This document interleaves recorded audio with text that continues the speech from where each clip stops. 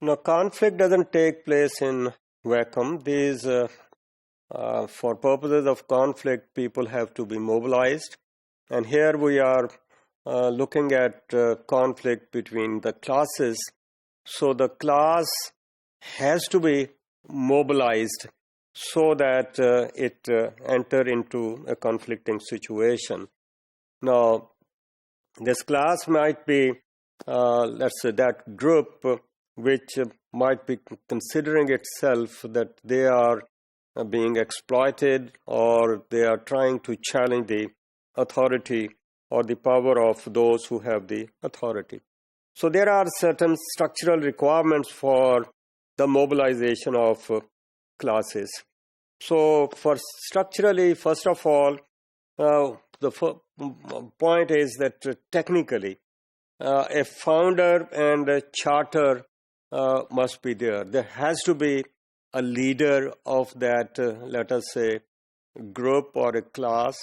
And when we talk about a leader, then that leader must have some ideology. And for the achievement of that ideology, or for the achievement of that charter, they may like to move people on. They may like to mobilize people for the achievement of certain interests. Secondly is the politically. So more liberal the state, the more likely is the mobilization for active conflict.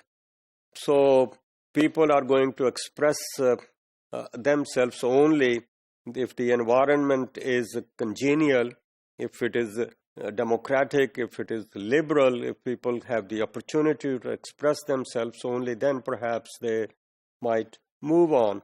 If it is a very suppressive kind of environment, then perhaps the chances of mobilization for conflict might be limited.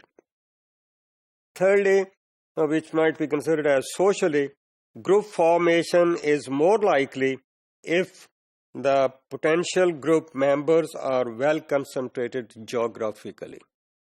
That is to say, people are located in a particular area, that area where they can understand, they have, let's say, communication with each other, they can interact with each other.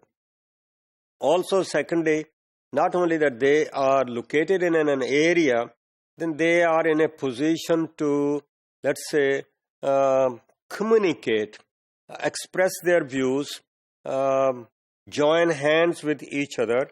Now, expression of these views can be in a face-to-face situation or with the help of use of technology. One of the examples in the modern times could be the social media or other means of, let's say, communication.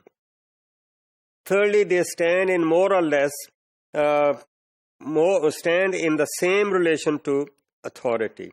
Means that they are similar in their culture. They are more like a homogeneous kind of group. So they are recruited in similar ways. They may have the similar background. They might be having, let's say, same level of occupations or other situations which might make them as a united group, which might be called as a class.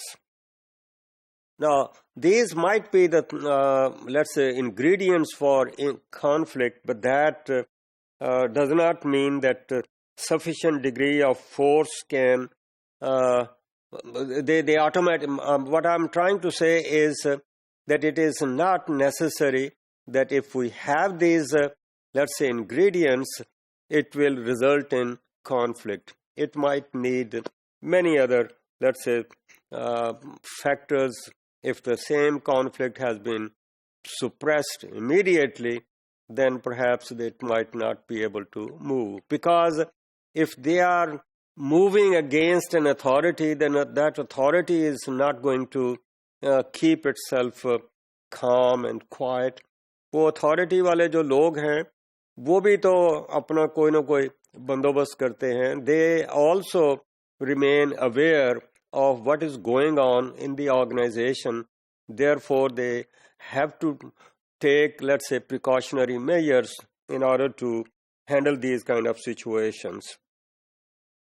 From another angle, we can look at the psychological requirements for mobilization.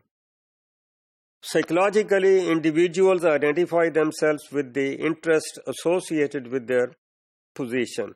So there should be some kind of in-group feeling that they belong to the same group, therefore they identify with each other. उसमें इसकी वजह से उनमें unity हो सकती है. और important concept हम सोशियोलॉजी की बात करें तो they could have some kind of in group feeling. इसी का हिस्सा है interest are important and real to them. So class interest will be more real to the people who share the culture. तो अगर सिमिलर हैं तो ज़्यादा chances हैं कि वो band together. So should not belong to number of association. अगर number of association होंगी तो फिर पॉसिबिलिटी है कि यूनिटी की स्ट्रेंथ कम हो जाए. फिर अगला पॉइंट है greater they are personal chances of class mobility less likely they are to identify actively with it. और अगर उसके चांसेस हैं किसी एक आदमी के या नंबर ऑफ पर्सन से to move up, not depend करता है कि वो अपनी प्रमोशन को सेक्रीफाइस करके बाकी सबके साथ मिलेंगे या नहीं. अगर ये चीज़ है कि वो अपने इंटरेस्ट की तरफ को अचीव करने के लिए हो सकता है उन लोगों बाकी लोगों के साथ ना चले.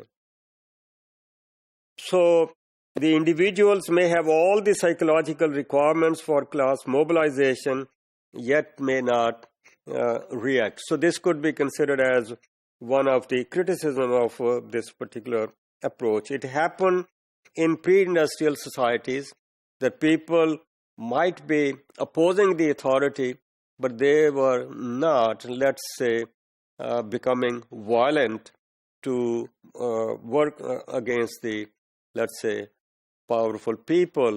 They might be considering कि ये उनकी किस्मत है और किस्मत में जो कुछ लिखा है वो उसको नहीं बदल सकते. तो यहाँ पर बात आती है कि अगर ये मोबिलाइजेशन है it might lead towards let's say violence. Violence हो सकती है नहीं हो सकती, ये डिपेंड करता है कि कितनी सोसाइटी डेवलप्ड है और उन्होंने वायलेंस के लिए कुछ चैनल्स रखी हैं नहीं रखी हैं, या कॉन्फ्लिक्ट रेजोल्यूशन के लिए उन्होंने क्या तरीक़ेकार रखे हैं. कि कोई let's say conflict is institutionalised और उसके लिए कोई रूल्स एंड रेगुलेशंस बनाए हुए हैं. ऐसे जैसे कि हम कहते हैं कि अगर कॉन्फ्लिक्ट है तो आप फलां कॉन्फ्लिक्ट रेजोल्यूशन की कोई कमीशन है उसके पास जा सकते हैं, लीगल तरीका इख्तियार कर सकते हैं. तो इसलिए कोई ज़रूरी नहीं है कि फिज़िकल वायलेंस की तरफ ही जाए. इनमें पार्लेज हो सकते हैं, डिस्कशंस हो सकती हैं, and that is how it might not result in that violence. So there are different means to resolve that conflict.